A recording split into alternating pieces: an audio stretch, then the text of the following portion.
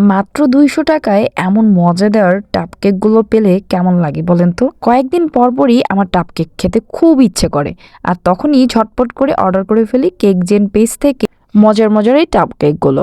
আজকে নিয়েছিলাম হচ্ছে রসমালাই একটা টাপকেক আর আরেকটা নিয়েছিলাম হচ্ছে চকলেট টাপকেক। সবচেয়ে বড় কথা কেকজেনের সব কেকই আমার কাছে খুবই ভালো লাগে।